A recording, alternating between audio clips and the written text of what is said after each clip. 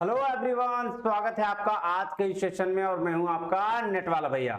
हाँ जी, चलिए करते हैं आज की क्लास की शुरुआत। देखिए जी, लास्ट क्लास में जो हम लोग है बिहेवियरल थ्योरी ऑफ लीडरशिप में बहुत सारे थ्योरीज कवर कर चुके हैं।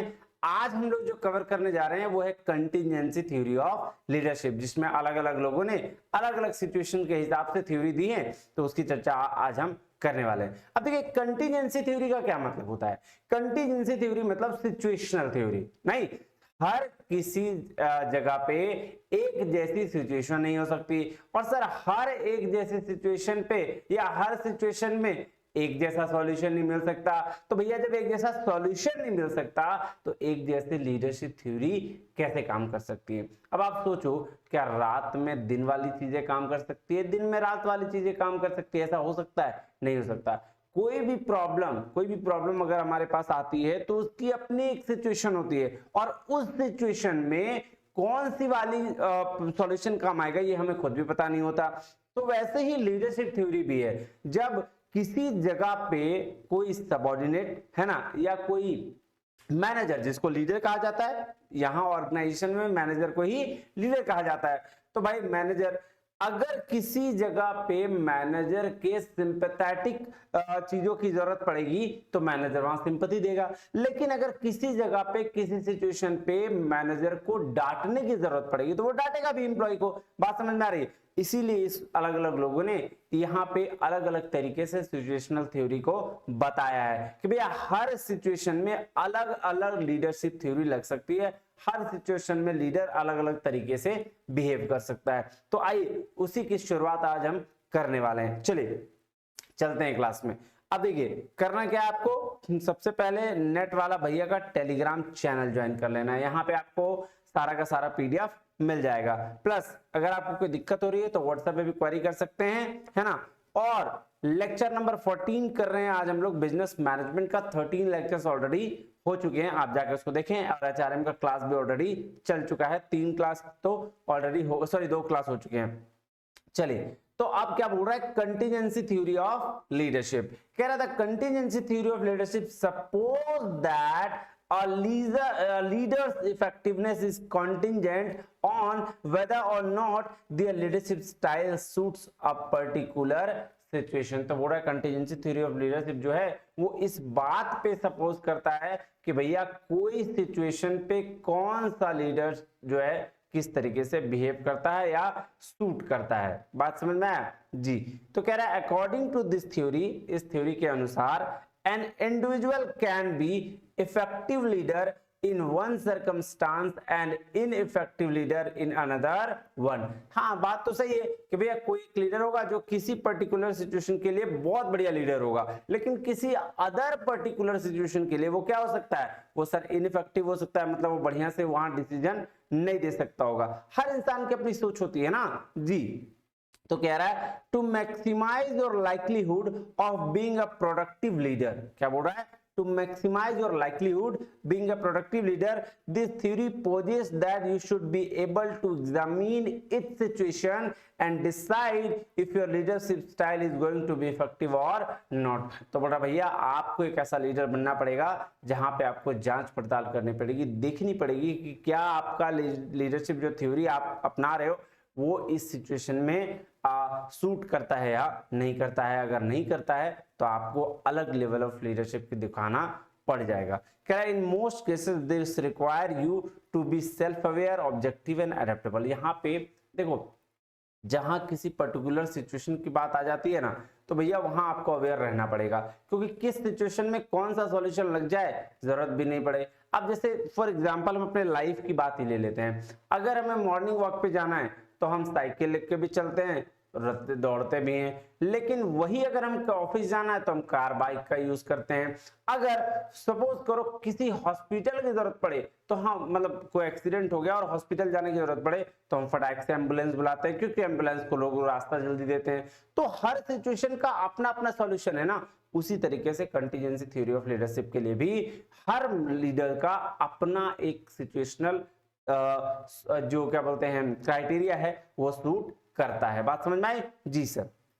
चलिए अब चलते हैं फेडलर कंटिजेंसी थ्योरी ऑफ लीडरशिप। पहला बंदा फेडलर, जिन्होंने कंटीजेंसी थ्योरी ऑफ लीडरशिप की बात करी, इन्होंने क्या क्या बातें कही हैं, आइए आगे उसको हम पढ़ते हैं। कह रहा है federal contingency model states that there is no best style of leadership. कोई बोल रहा है, ये बोला भैया कोई बेस्ट स्टाइल नहीं है लीडरशिप का, है ना, सब सिचुएशन के हिसाब से। Instead a leaders effectiveness is determined by whether the leader style and environment in which the leader is performing complement each other. तो बोल रहा है भाई साहब यहाँ पे लीडर का इफेक्टिवनेस इस तरह से देखा जा सकता है कि जिस एनवायरनमेंट में लीडर काम कर रहा है, क्या वो इफेक्टिवनेस दिखा पा रहा है या नहीं पा रहा है, या लीडर जो परफॉर्म कर रहा है वो सही तरीके से एक दूसरे को कॉम्प्लीमेंट कर रहा है या नहीं कर रहा है। कह रहा है federal contingency concept is based on a theory developed in the mid 1960s by Australian psychologist professor Fred Fiedler after studying the personalities and characteristics of leader. तो भैया सबसे पहले फेडलर कंटीजेंसी कॉन्सेप्ट किस पे बेस्ड है, सर मिड 1960 में आया था, साइकोलॉजिस्ट थे प्रोफेसर फेडलर, और उन्होंने बहुत सारे पर्सनालिटीज और कैरेक्टरिस्टिक्स देखे थे लीडर के, और उस बेस पर ये बातें बताई। तो देखो उन्होंने दो बातें करी, एक तो लीडरशिप स्टाइल पे बात करी कि भैया लीडरशिप स्टाइल क्या होगा, और दूसरा बात इन्होंने करा है सिचुएशनल फेवरेबलनेस पर। तो देखो लीडरशिप स्टाइल में इन्होंने बोला कि एक स्केल होता है, कौन सा, लिस्ट प्रेफर्ड कोवर्कर स्केल, और उसी स्केल पर हम मेजर कर सकते हैं कि एम्प्लॉय का लीडर का रिलेशनशिप ओरिएंटेड लीडर्स है या टास्क रिलेटेड लीडर्स है। देखो आगे समझ में आएगा। कह रहा है Fiedler identified two different style of leadership, दो आइडेंटिफाई किया, क्या, दो style of leadership, behaviour based on a test, एक टेस्ट के बिहेवियर के बेस पर, जिसको हम लोग कहते हैं least preferred coworker scale, LPC scale. तो एलपीसी स्केल पर दो तरीके की चीजें मेजर करी जाती है, क्या क्या, एक तो बोलते हैं टास्क रिलेटेड लीडर्स को, दूसरा बोलते हैं और रिलेशनशिप ओरिएंटेड लीडर्स। आइए इस चार्ट को हम स्टॉप कर रहे हैं, थोड़ा सा पहले इसको पढ़ते हैं, उसके बाद फिर उस चार्ट पे आएंगे। कह रहा है leaders think of the person they would least like to work with. बोल रहा भाई साहब लीडर सोचते हैं कि हमको उनके साथ कम से कम काम करना पड़े, then they rate their least preferred coworker from 1 to 8 variety of different criteria. अब देखो लीडर्स यहाँ क्या करते हैं, इसके अनुसार, इस मॉडल के अनुसार 1 से 8 तक की रैंकिंग दी जाती है, और उसी रैंकिंग के हिसाब से डिसाइड करा जाता है कि वो लीडर क्या है। कह रहा है if you have a high score, अगर आपके पास हाई स्कोर है, you known as a LPC, high LPC leader. तो अगर आपके पास हाई स्कोर है तो आप क्या जाने जाएंगे, हाई एलपीसी लीडर, ठीक है। इसका मतलब क्या हुआ कि this means you are a relationship oriented leader. High LPC score, high LPC leader, और उसका मतलब क्या, आप रिलेशनशिप ओरिएंटेड लीडर हैं। Your leadership style is characterised by your effectiveness at building relationships and managing conflict. तो भैया आपका जो लीडरशिप स्टाइल है वो किस बेस पर है कि आप कॉन्फ्लिक्ट को कैसे मैनेज कर ले रहे हो और रिलेशनशिप बिल्ड कर रहे हो, मतलब रिलेशनशिप मैनेजमेंट की बात कर रहा है, रिलेशनशिप ओरिएंटेड लीडर्स की बात कर रहा है। अगर आपका ज्यादा स्कोर है एलपीसी में तो बात समझ में आ गई जी सर। कह रहा है if you have a low score, अगर आपके पास लो स्कोर है, then you are known as a low LPC leader. आप कैसे जाने जाओगे, लो एलपीसी लीडर जाने जाओगे या टास्क ओरिएंटेड लीडर जाने जाओगे, ठीक है, जिसको task oriented leadership is characterised by a strong ability to organise teams and project for more efficiency and effective task accomplishment. तो ये जो है टास्क ओरिएंटेड लीडर जो होंगे वो टास्क को कंप्लीट कराने के लिए जाने जाएंगे, मोर एफिशिएंसी और इफेक्टिवनेस उनका कहां आएगा, टास्क अकम्प्लिशमेंट पे। बात समझ में आई, यहां ध्यान से समझना, हाई एलपीसी लीडर रिलेशनशिप के लिए, और अगर लो एलपीसी लीडर तो भाई साहब उसके लिए क्या है, टास्क के लिए। चलिए अब यह देखिएगा, तो मैं इसको एक बार लिख दूं, आपको शॉर्ट करके मैं बता दे रहा हूं। चलो इसको देखो ध्यान से, आ जाओ ध्यान से देखो। फेडलर,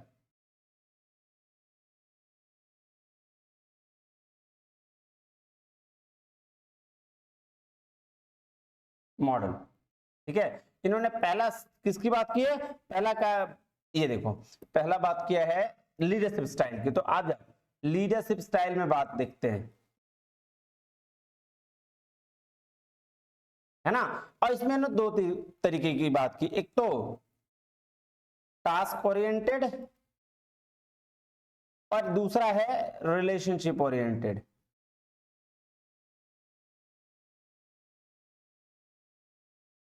और ये किसके थ्रू मेजर किया जाएगा सर? ये मेजर किया जाएगा लीस्ट प्रीफर्ड कोवर्कर स्केल, जिसको बोलते हैं एलपीसी स्केल। बात समझ में आई जी? अब जो टास्क ओरिएंटेड लीडर होंगे वो लो एलपीसी होंगे, लो एलपीसी है ना, और ये जो होंगे वो हाई एलपीसी होंगे। ठीक है, बात समझ में आई? और कहीं कोई दिक्कत? तो यही तो बोला ना, देखो यही बोला, क्या बोला कि जो हाई स्कोर होंगे वो हाई एलपीसी होंगे, जो लो स्कोर होंगे लो एलपीसी होंगे, यानी कि टास्क लो एलपीसी वाले टास्क, ये देखो लो एलपीसी वाले टास्क ओरिएंटेड, जो हाई एलपीसी होंगे वो रिलेशनशिप ओरिएंटेड। बस इतना ही इसमें था, इसमें कुछ खास है ही नहीं। तो ये बात, ये पहला हो गया, लीडरशिप स्टाइल बेस्ड पे बात किया। दूसरा जो है इन्होंने बात करा है सिचुएशनल वेरिएबल्स का। ये देखो सिचुएशनल फेवरलनेस, सिचुएशनल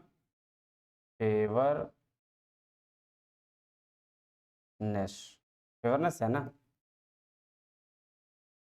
फेवरेबलनेस है, सॉरी वही मैं सोच रहा हूं कि क्या है भाई, फेवरेबलनेस।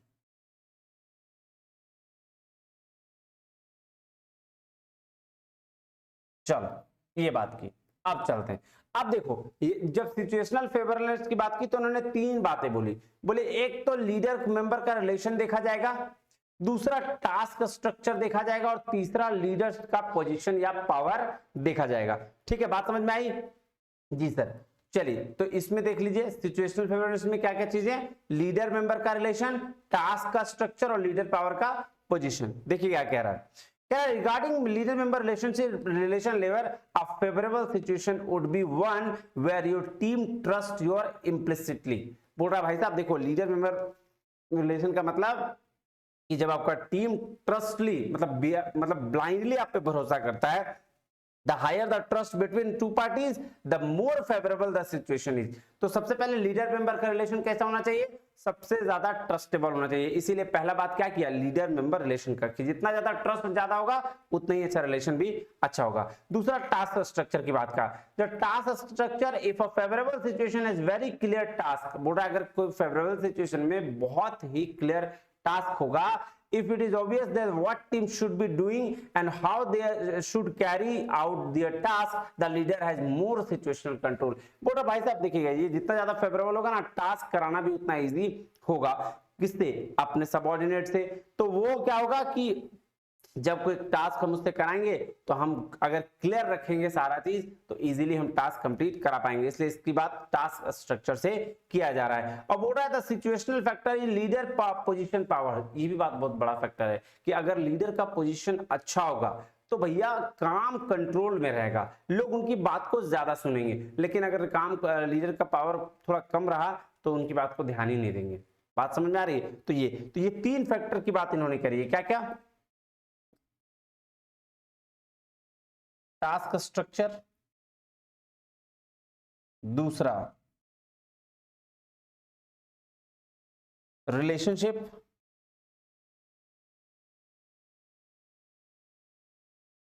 एंड तीसरा जो बात की है पावर या पोजीशंस का।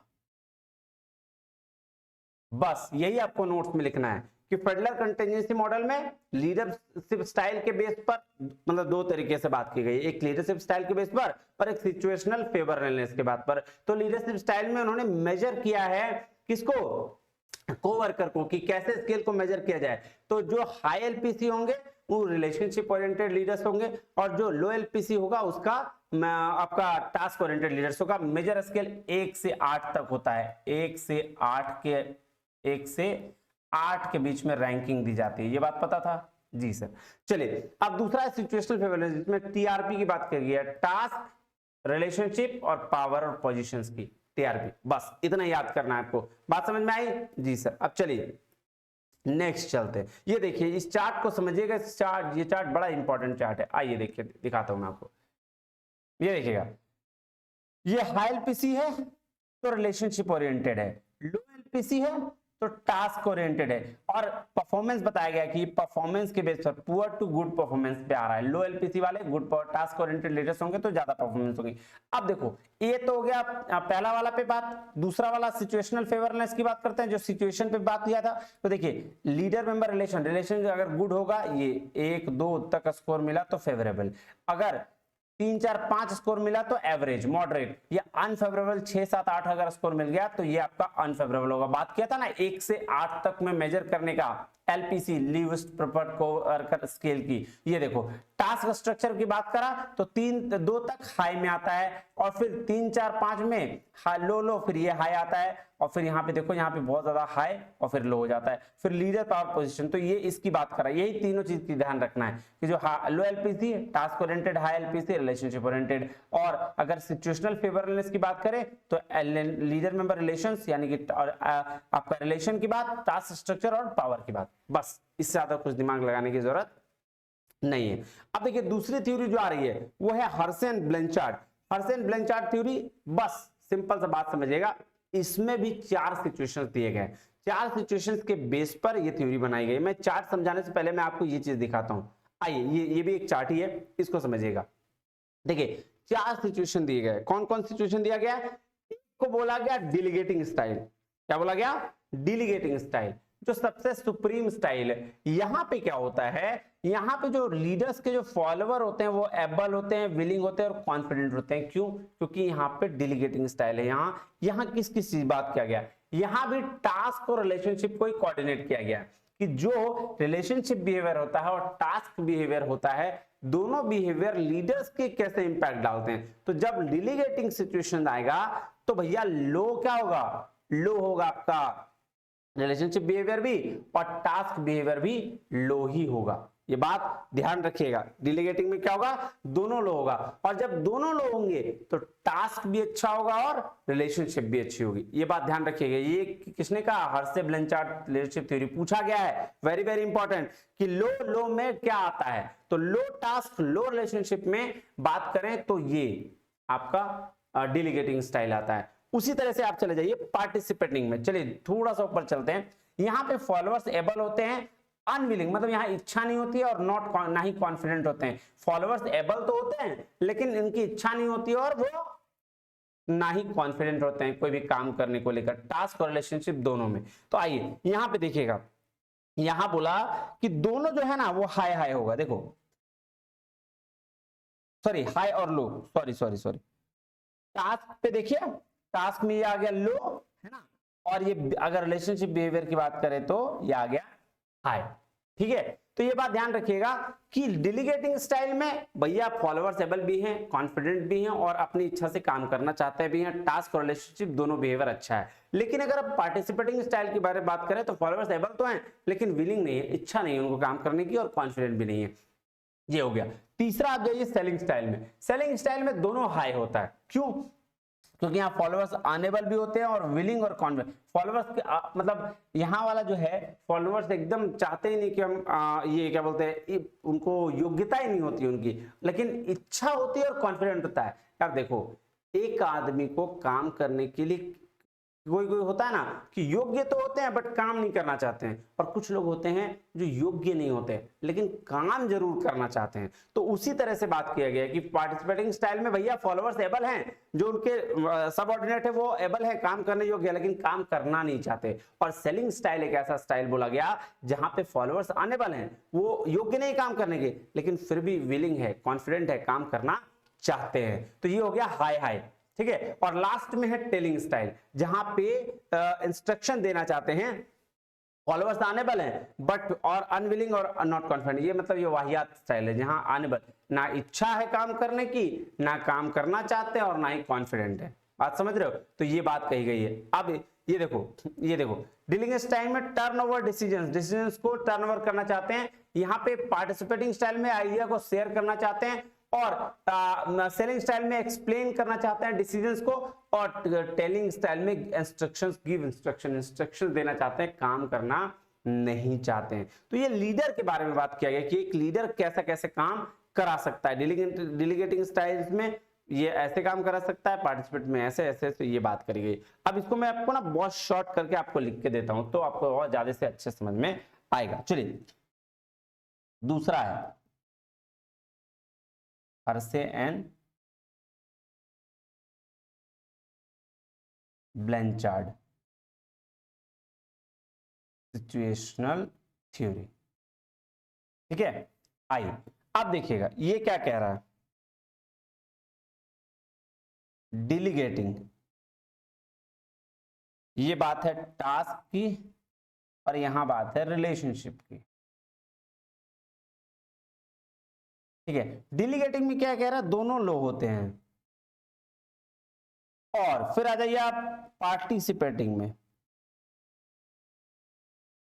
पार्टिसिपेटिंग में क्या होता है भाई, हाँ ये लो होता है, रिलेशनशिप हाई होती है। ठीक है, चलो उसके बाद चलें सेलिंग। सेलिंग में भाई साहब दोनों हाई होता है।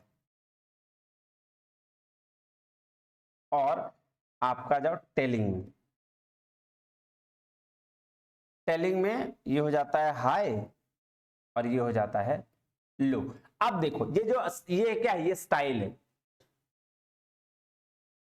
ये स्टाइल है। अब ये डेलीगेटिंग लीडरशिप स्टाइल में टास्क लो, रिलेशनशिप लो, ये बात डेलीगेटिंग कह रहा है। पार्टिसिपेटिंग में लो हाई, सेलिंग में हाई हाई हाई हाई और टेलिंग में हाई और लो। ये याद कर लेना, इसी बेस पर ये काम बन जाएगा। अब इस चार्ट को पढ़ो, देखो सेम ये रिलेशनशिप बिहेवियर की बात कर रहा है, टास्क बिहेवियर की, ये लो से हाई है, ये लो से हाई है। देखो डेलीगेटिंग में फॉलोवर स्टेबल होते हैं, विनिंग होते हैं, कॉन्फिडेंट। ये तो सेम चार्ट है, एकदम सेम दिया गया, इसको आप देख लेना। चलो मैं आपको नीचे पढ़ता हूं, इसके बाद बेस पर काम करेंगे। कह रहा है Hersey and Blanchard model and leadership style. Hersey and Blanchard develop 4 types of leadership style based on task and relationship that leaders experience in the workplace. जो वर्कप्लेस पे लीडर एक्सपीरियंस करता है, वो 4 तरीके की लीडरशिप स्टाइल की चर्चा इन्होंने करी है। कह रहा है according to model the following style of leadership managers can use.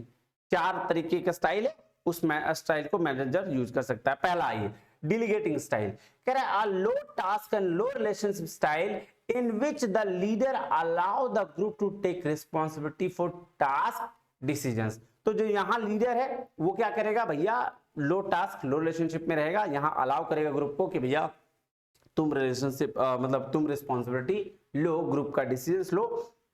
कह रहा है this is best used with high maturity followers. यहाँ फॉलोअर्स सबसे ज्यादा होते हैं और यहाँ पे रिस्पॉन्सिबिलिटी, तो ये सबसे बेस्ट माना गया है। उसके बाद है पार्टिसिपेटिंग स्टाइल। यहाँ लो टास्क है और हाई रिलेशनशिप है। Style that emphasise shared ideas and decision. यहाँ पे लीडरशिप स्टाइल में आइडिया को शेयर करके डिसीजन लिया जाता है। कह रहा manager can use this style with moderate followers. यहाँ मॉडरेट फॉलोअर्स होते हैं who are experienced but may lack the confidence to do the task assigned। तो ये देखो ये एक्सपीरियंस तो जरूर है लेकिन यहाँ पे कॉन्फिडेंस बहुत ही लो होता है इनका, इस वजह से ये काम नहीं करना चाहते हैं। तीसरा है selling style, a high task high relationship style in which the leader attempt to sell their ideas to the group by explaining task direction in a persuasive manner। यहाँ पे जो होते हैं वो हाई टास्क और हाई रिलेशनशिप होता है, इसीलिए लीडरशिप क्या करते हैं, लीडरशिप स्टाइल क्या कहता है कि आइडिया को सेल करता है, मतलब उनको बताता है, एक्सप्लेन करता है कि भैया ये काम ऐसे करो, ये काम ऐसे करो, मतलब डायरेक्शन देता है। कह रहा है this is too is used moderate followers. यहाँ भी फॉलोअर मॉडरेट फॉलोअर्स में यूज किया जाता है। Unlike the previous style these followers have the ability but are unwilling to do the job. देखो यहाँ पे योग्य है बट करना नहीं चाह रहा है, वो चार्ट सब क्लियर कर देगा। टेलिंग स्टाइल बोल रहा है high task low relationship is the style in which the leader gives explicit direction and supervise work closely supervise करता है। This style is geared toward low maturity follower। यहाँ low maturity followers होते हैं, सबसे कम यहीं पे होता है। बात समझ में आए? देखिए थोड़ा टाइम जरूर लग रहा है लेकिन आपको ये चीज क्लियर हो जाएगा, ये बात ध्यान में रखिए। अब आ जाइए हाउस पाथ गोल थ्योरी। तीसरा थ्योरी है बात करते हैं। कह रहा है according to the path goal theory leaders need to support team members, leaders को क्या है, टीम मेंबर को सपोर्ट करना होता है to achieve work goals, work goal मतलब जो गोल है उसको अचीव करने के लिए, and have a responsibility to provide them with the necessary information, और उनको लीडर जो है उनको नेसेसरी इंफॉर्मेशन देके भाई जो काम है वो सारी रिस्पॉन्सिबिलिटी देके चले जाते हैं। तो यहाँ भी 4 तरीके की लीडरशिप स्टाइल की बात की गई है, डायरेक्टिव, सपोर्टिव, पार्टिसिपेटिव और अचीवमेंट, ये 4 ये लीडरशिप स्टाइल की बात की गई है। आइए इनकी बात चर्चा करते हैं। तो जो वर्क प्लेस पर है ना, इनका क्या कैरेक्टरिस्टिक होता है ये बताया गया, इसी चार्ट में सारा क्लियर हो जाएगा। डायरेक्टिव स्टाइल वाले जो हैं वो अनस्ट्रक्चर्ड इंटरेस्टिंग टास्क वाले होते हैं, क्लियर फॉर्मल अथॉरिटी होते हैं और गुड ग्रुप कोहेजन वाले होते हैं। और एम्प्लॉय कैरेक्टरिस्टिक क्या है, इनएक्सपीरियंस्ड एम्प्लॉयज होते हैं, they believe that they lack power, उनको पावर की कमी है, expect leader to direct them. यहाँ पे जो डायरेक्टिव लीडरशिप में सीधा सीधी ये लीडर से उम्मीद किया जाता है कि वो उनको डायरेक्ट करेंगे, तब जो एम्प्लॉय है वो काम कर पाएंगे। सपोर्टिव लीडरशिप में बात किया जाता है कि सिंपल मोर प्रेडिक्टेबल टास्क, यहाँ बहुत ज्यादा प्रेडिक्टेबल टास्क होता है, अनक्लियर और वीक फॉर्मल अथॉरिटी होते हैं, पुअर ग्रुप कोहेजन होता है, मतलब यहाँ और यहाँ पे एम्प्लॉय कैरेक्टरिस्टिक्स कैसा होता है, तो भैया एक्सपीरियंस्ड होते हैं। यहाँ पे दे believe that they have power, they reject close control, तो इनके पास सपोर्टिव वाले के पास थोड़ा पावर ज्यादा होता है, पार्टिसिपेटिव मिलकर काम करते हैं। वर्क प्लेस कैरेक्टरिस्टिक कैसा होगा, अनस्ट्रक्चर कॉम्प्लेक्स टास्क होगा, फॉर्मल अथॉरिटी होगा, ग्रुप कोहेजन क्या गुड और पुअर दोनों हो सकता है। यहां भी एक्सपीरियंस्ड और कॉन्फिडेंट एम्प्लॉय होंगे, they believe they have power, they reject close control, ये बात है इनमें। कह रहा है और अचीवमेंट ओरिएंटेड बोला, अनस्ट्रक्चर्ड होगा, क्लियर फॉर्मल अथॉरिटी होगी, group cohesion could be good और पुअर, यहां भी दोनों हो सकता है। और एम्प्लॉय कैरेक्टरिस्टिक्स की बात करें तो एक्सपीरियंस कॉन्फिडेंट एम्प्लॉयज यहां भी होंगे, they think they lack some power, इनको थोड़ी पावर की कमी लगती है, they accept the idea of leader, जो लीडर बताता है उसके आइडिया को वो एक्सेप्ट कर लेते हैं। तो यहां 4 तरीके की लीडरशिप की बात करी गई। आइए अब थोड़ा सा डीप में पढ़ लेते हैं। कह रहा Robert House believe that the main role of leader is to motivate his followers by increasing or clarifying the personal benefit or striving for reaching the group goal and clarifying and clearing a path achieving the group goals। और Robert house के अनुसार इन्होंने बोला कि भैया leader का काम सिर्फ होता है कि मोटिवेट कर दीजिए और चुपचाप बैठे रहिए, अपना काम करते रहिए, मोटिवेट करते रहिए, उनके ग्रुप के गोल को आइडेंटिफाई करवा दीजिए, क्लियर करा दीजिए, ताकि वो उस पाथ को अचीव कर पाए। इसीलिए नाम दिया Robert House path goal theory. मतलब आपको सिर्फ मोटिवेट करते रहना है, पाथ बता देना है और फिर उस हिसाब पे वो काम कर लेंगे। तो कह रहा है his theory matched ways the behaving to set circumstances, the circumstances path goal theory are driven by follower characteristics and workplace characteristics. तो ध्यान दो, जो आपका क्या नाम है इसका, रॉबर्ट हाउस ने जो पाथ गोल थ्योरी दिया उन्होंने 2 तरीके की बात कही, क्या क्या, एक फॉलोअर के कैरेक्टरिस्टिक्स की और एक वर्कप्लेस कैरेक्टरिस्टिक्स की। मतलब फॉलोअर मतलब एम्प्लॉय कैरेक्टरिस्टिक्स, जो हमने अभी ऊपर डिस्कस किया ना, ये देखो ये एम्प्लॉय कैरेक्टरिस्टिक्स और वर्कप्लेस कैरेक्टरिस्टिक्स 2 तरीके की बात करी, ठीक है। वही कह रहा है फॉलोअर कैरेक्टरिस्टिक्स का क्या मतलब है, देखो what do they believe about their own abilities, अपने एबिलिटीज के बारे में वो क्या सोचते हैं, एम्प्लॉय की बात कर रहा है। Where does control reside, control कहां रहता है, what is the attitude to power and those power, तो क्या पावर है उनका कि क्या वो पावर चाहते हैं। तो ये 3 बातें फॉलोअर एम्प्लॉय कैरेक्टरिस्टिक्स की बात कर रहा है। देखो यही 3 बातें हमने यहाँ चर्चा करी जी। उसके बाद वर्कप्लेस कैरेक्टरिस्टिक्स की अगर हम बात करें तो कह रहा है इस टास्क रिपीटेटिव, क्या जो टास्क दिया गया वो रिपीटेटिव है, इंटरेस्टिंग है या नहीं, प्रेडिक्टेबल है और स्ट्रक्चर्ड है, कैसा है। What is the leader formal authority, leaders का फॉर्मल अथॉरिटी क्या है, and is there any sense of group cohesion, क्या ग्रुप कोहेजन का कोई सेंस है या नहीं है। तो यहां भी 3 चीज की बात करेगी, मतलब वर्क प्ले कैरेक्टरिस्टिक्स में भी 3 चीज और आपका फॉलोअर कैरेक्टरिस्टिक्स में भी 3 चीज, ये याद रखिएगा। किसकी किसकी बात कर रहा मैं आपको लिख दूं, चलो Robert House path goal theory. आई तो सबसे पहले बात किया किसना, फॉलोअर्स कैरेक्टरिस्टिक्स, फॉलोअर्स कैरेक्टरिस्टिक्स, और दूसरा बात किया वर्कप्लेस, वर्कप्लेस कंडीशंस है ना, वर्कप्लेस कैरेक्टरिस्टिक्स पर। चलो यही बात की, और इसमें भी 3 सवाल थे और इसमें भी 3 सवाल थे, वो देख लेना, एक बार लिख लेना उसको, ठीक है। चलो अब एक एक करके थोड़ा थोड़ा पढ़ते जाते हैं। सबसे पहले डायरेक्टिव की बात कर रहा है, कह रहा है in directive style the leader provides clear direction on goal, task, performance and standards. तो लीडर जो है वो क्या करता है, प्रोवाइड करता है डायरेक्शन, गोल, टास्क, परफॉर्मेंस इस बेस पर। The work will normally be complex and unstructured, followers will usually pick usually lack of experience and accept a high degree of outside control. तो यही बात है ना कि डायरेक्शन की जरूरत है। मिला जुला के अगर बात करें तो नॉर्मली कॉम्प्लेक्स अनस्ट्रक्चर्ड होगा, फॉलोअर्स उसको नहीं जान पाएंगे, लैक ऑफ एक्सपीरियंस होंगे, तो इसीलिए डायरेक्शन प्रोवाइड करेगा कौन, लीडर। कह रहा है there is a little emphasis personal पे of for reaching the goal because the work is inherently satisfying. दूसरा है सपोर्टिव लीडरशिप, सपोर्टिव में सपोर्ट करना है। कहता है supportive style puts more emphasis on improving the work environment and looking after individuals welfare। तो यहां किस पे बात की गई है कि भैया वर्क एनवायरनमेंट को कैसे इंप्रूव किया जा सके और इंडिविजुअल्स वेलफेयर की बात की गई है। It makes sense to adopt this approach when the followers can perform their task skilfully with a confidence that do not want close supervision but do need someone to help reduce the stress that may arise from doing a repetitive task. तो बोल रहा है यहां कैसे बात किया गया, यहां उसकी बात किया गया सपोर्ट वहां करो जहां पे लीडर क्या बोलते हैं एम्प्लॉय जो है कॉन्फिडेंट है ना। फॉलोअर्स वह एम्प्लॉय के लिए यूज किया गया है, बात मैं बता रहा हूं। फॉलोअर्स क्या है, टास्क स्किलफुली कॉन्फिडेंस के साथ कर रहे हैं और वो रोज सुपरविजन नहीं चाहते हैं, बोलते भाई साहब आप हमको सिर्फ गाइड कीजिए, काम बन जाएगा, सपोर्ट करिए।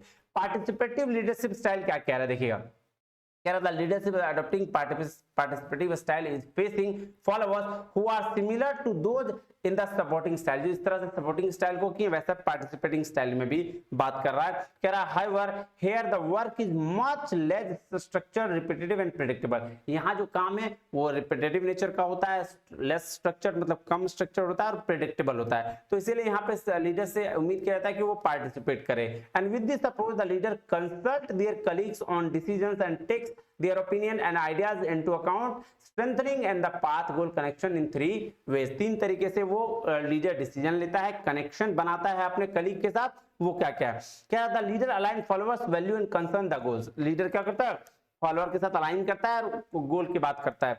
Leader ensure the team are happy and how they are going to be achieve the goals. Leader ensure करता है कि टीम उसकी हैप्पी है या नहीं और कैसे वो अचीव कर सकता है गोल को। Leader followers a great sense of autonomy and satisfaction improving their motivation. तो बात कर रहा है कि लीडर मोटिवेट हमेशा है कि नहीं। तो ये बात हो गई। तीसरा क्या क्या, पार्टिसिपेटिव, और चौथा है अचीवमेंट। अचीवमेंट की बात मतलब achievement oriented style is all about encouraging followers to attain outstanding results that they may not aim for their own. तो भाई साहब ये बोल रहा है कि अचीवमेंट उसके लिए होता है जब लीडरशिप स्टाइल में लास्ट स्टेज है। बोल रहा भाई साहब हम अगर अचीवमेंट कर लेते हैं तो उनसे क्या होता है, इनसे जो फॉलोअर्स होते हैं वो मोटिवेट होते हैं, आउटस्टैंडिंग रिजल्ट्स लेके आते हैं। कह रहा है it make sense when the follower know what to do and how to do and are confident they can carry their task. तो बोल रहा है यहाँ पे जो फॉलोअर्स होते हैं उनको पता होता है कि क्या करना है और कैसे करना है और वो मोटिवेटेड रहते हैं। तो ये 4 चीज की बात कर रहा है, डायरेक्टिव, सपोर्टिव, पार्टिसिपेटिव और अचीवमेंट। ये 4 की बात कर रहा है, ध्यान रखिएगा, एक बार पढ़िएगा सारा क्लियर हो जाएगा, मुझे लगता है, उम्मीद है। अब चलिए ट्रांजैक्शनल लीडरशिप की बात करते हैं और ट्रांसफॉर्मेशनल लीडरशिप की बात करते हैं। तो ट्रांजैक्शनल लीडरशिप वो लीडरशिप होता है ना जबरदस्ती काम करवाने वाला होता है ना, और ट्रांसफॉर्मेशनल लीडरशिप वो होता है जो इंटरनल मोटिवेशन आता है कि भैया आप काम कर लो, बस वही है। देखो can emphasise results, stay within the existing structure of an organisation and success according to that organisation system, rewards and penalty. Reward और पेनल्टी की बात करता है ना। तो ट्रांजैक्शनल लीडरशिप किसकी बात कर रहा है, बात कर रहा है रिवॉर्ड और पनिशमेंट की। अगर आप अच्छा काम करेंगे तो रिवॉर्ड, वो रिवॉर्ड और पनिशमेंट पे बेस्ड होता है। लेकिन जो एक होता है ट्रांसफॉर्मेशनल, आपको अब मैं दिखाता हूं, पहले आई इस पे बात करते हैं। ये देखिए ट्रांजैक्शनल लीडरशिप और ट्रांसफॉर्मेशनल लीडरशिप है ना बात। चलो तो क्या बोल रहा है, ट्रांजैक्शनल जो है वो एक्सट्रिंसिक मोटिवेशन के लिए और जो ट्रांसफॉर्मेशनल है इंट्रिंसिक मोटिवेशन के लिए। ये रूटीन चेंजेस होते रहता है यहाँ पे, और यहाँ मेजर ऑर्गेनाइजेशनल चेंजेस होते हैं, बड़े बड़े चेंजेस होते हैं। ये रिवॉर्ड बेस्ड होता है, ये इंस्पिरेशन और मोटिवेशन बेस्ड होता है, ये प्लानिंग और बजट बेस्ड होता है, ये विजन और डायरेक्शन बेस्ड होता है। Motivated by self interest, motivated by vision, और शॉर्ट टर्म थिंकिंग होता है, ये लॉन्ग टर्म थिंकिंग होता है। देखो बात ऐसा है, बहुत बात सिंपल बता देते हैं। यहाँ ये जो 2 लीडरशिप स्टाइल है ना, ये बेस्ड है काम के ऊपर से। कि जब लोग काम करते हैं, लीडर जैसा होगा ना वैसा उसके फॉलोअर होंगे। मतलब अगर लीडर भाई साहब लालची, उस रिवॉर्ड देने वाला, पनिशमेंट देने वाला वैसा वाला होगा तो भाई वो ट्रांजैक्शनल लीडरशिप। लेकिन अगर लीडर होगा कि इंटरनल मोटिवेशन होगा उनके अंदर, वो काम करने के एक्साइटेड होंगे हमेशा, तो वो जो होगा वो ट्रांसफॉर्मेशनल लीडरशिप होंगे। ये देखो एक बार और देखते हैं, leaders do not feel easy to discuss with employee about plan. ये ट्रांजैक्शनल की बात कर रहा है कि वहां लीडर जो है वो प्लान डिस्कस नहीं करते, लेकिन ट्रांसफॉर्मेशनल में लीडर्स जो होते हैं या फिर लीडरशिप क्वालिटी होती है उसमें लीडर जो है एम्प्लॉय के साथ सारा कुछ मतलब क्या करते हैं, प्लान करते हैं, डिसाइड करते हैं, उनसे डिस्कस करते हैं एग्जीक्यूशन से पहले, लाने से पहले। Leader set reward and punishment for employee accomplishment the goal. अब देखो ट्रांजैक्शनल लीडरशिप में क्या होगा, मैनेजर बोलेगा भाई जो कंप्लीट कर लेगा उसको रिवॉर्ड, इसको पनिशमेंट। लेकिन ट्रांसफॉर्मेशनल में बोलेगा कि हम सबको मिलकर एक साथ गोल कंप्लीट करना है और प्रिंसिपल एथिक्स फॉलो करने हैं। यहाँ motivate employees by tempting their self interest, उनको सेल्फ इंटरेस्ट को बढ़ाकर, और यहाँ मोटिवेट किया जाता है प्रायोरिटी देकर। इंटरेस्ट में पहला प्रायोरिटी दीजिए तो ट्रांसफॉर्मेशनल ग्रुप आएगा। Work surrounded by the organisational tradition, ये ऑर्गेनाइजेशनल ट्रेडिशन की बात कर रहा हूं, ये ट्रांसफॉर्म करते हैं ऑर्गेनाइजेशनल ट्रेडिशन बाय इंप्लीमेंटिंग नए थॉट्स को वैल्यू देकर। मैनेजमेंट बाय एक्सेप्शन ये है, और ये इंडिविजुअलाइज्ड रिफ्लेक्शन है। तो मैनेजमेंट बाय एक्सेप्शन मतलब वो ट्रांजैक्शनल लीडरशिप, और इंडिविजुअलाइज्ड रिफ्लेक्शन मतलब ट्रांसफॉर्मेशनल लीडरशिप। बात समझ में आई जी सर? तो बस इतना ही देखना है, इससे ज्यादा दिमाग लगाने की जरूरत नहीं है। ट्रांजैक्शनल, ट्रांसफॉर्मेशनल, जो मेन तीनों थ्योरी थी वो तीनों थ्योरी मैंने आपको ऊपर बता दिया। बाकी आज हो गई क्लास खत्म, है ना जी? चलिए तो मिलते हैं अगले क्लास में, आज के लिए इतना ही। थैंक यू वेरी मच, जय हिंद।